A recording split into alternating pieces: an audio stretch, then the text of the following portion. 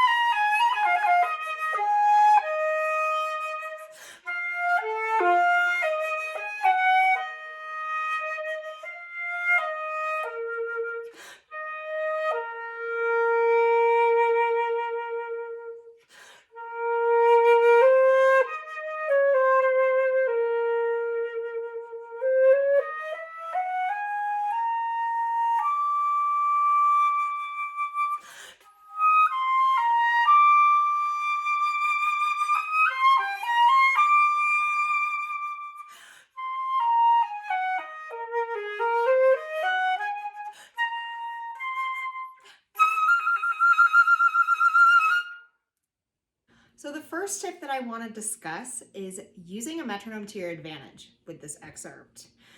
So a lot of the times conductors will take different tempi. Sometimes they'll allow you to kind of take control of some of these rubato moments in this excerpt. And other times the conductor is going to be more in charge. So you really have to work with your maestro in the orchestra so that you're both on the same page with what you want.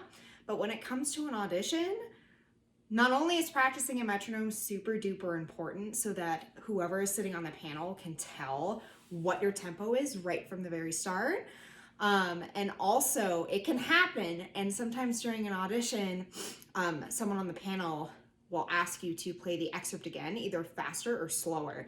So we need to be able to be flexible and be able to play this with many different tempi.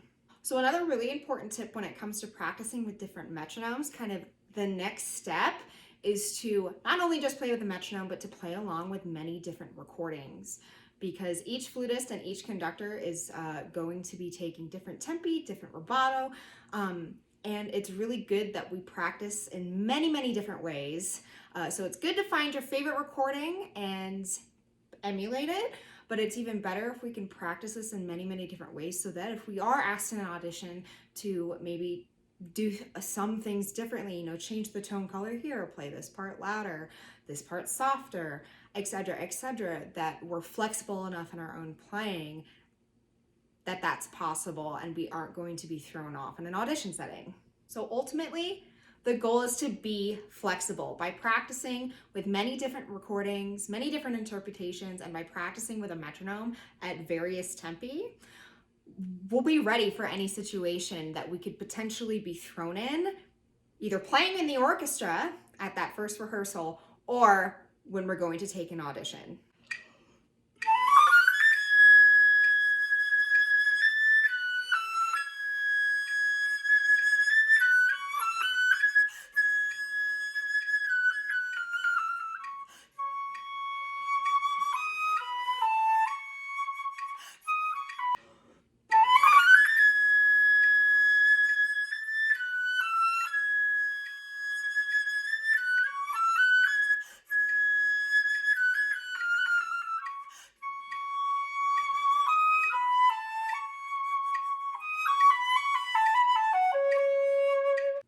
So the second tip that I want to share with you is using drones.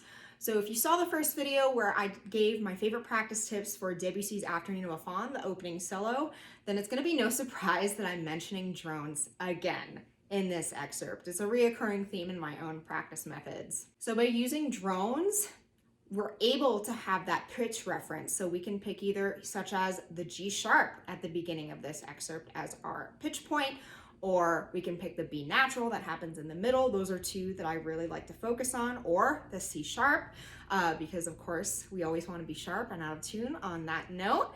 And by picking these different pitch centers, we have some sort of reference so that when we're in an audition, we're able to hear that we're in tune with ourselves, because we did that tone and intonation work in our practice time using these drone methods.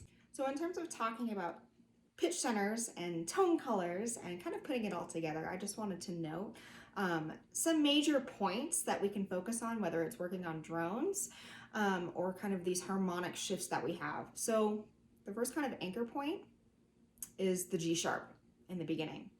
And it's kind of like this, it's just an embellishment on G sharp. And Ravel does this. He does the embellishment on G sharp, and then it switches to an embellishment on C sharp.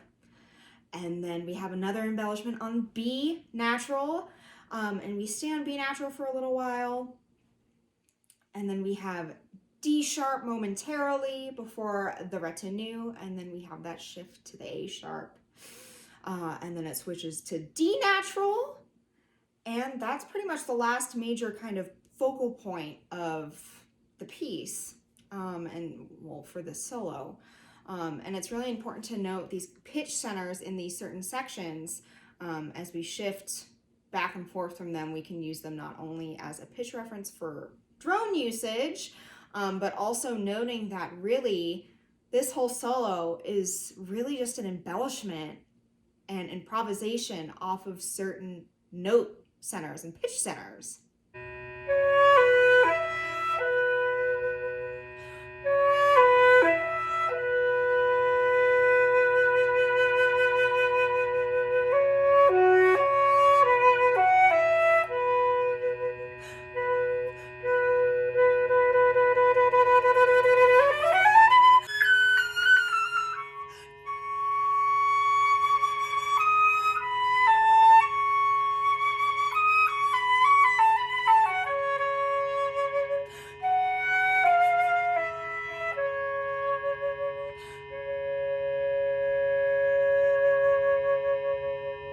So the last tip that I want to share is less of a demonstration in video format and more of a discussion. With this excerpt in particular, I think it's really important to score study, as well as listening to recordings. And again, I already mentioned playing along with recordings is extremely important. And part of the reason is that we're able to hear the harmonies that are happening beneath what we're doing as the soloist in this section. And it's really important to note these harmony shifts and changes, because that's going to also dictate our tone color changes in this excerpt. And of course, this excerpt is all about colors. And the colors that we create, it's no surprise that they're dictated by the harmony shifts that are happening beneath our melodic solo that we're playing. So it's very important to note these parts in the music where those colors need to change, whether it's lighter or darker. For example, at 177, measure after,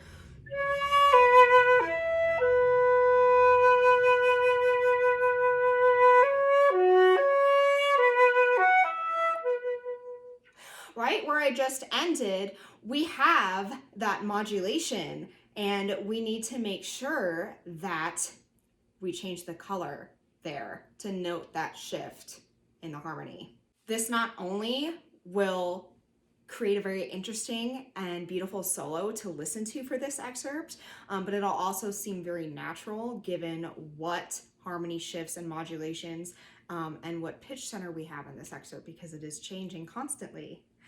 So we need to be sensitive to that, and score studying, listening to recordings, and being able to explain why we're doing what we're doing in this excerpt is extremely helpful. And the way we change our tone colors depending on what harmony is happening underneath us is, in my opinion, the best way to go about approaching the expressiveness and beauty of this excerpt. I hope all of these practice methods that we discussed today were helpful and insightful, and I wish you all the best on your future auditions where this excerpt may be present. Thank you so much again for tuning in to today's video, and I will see you in the next one.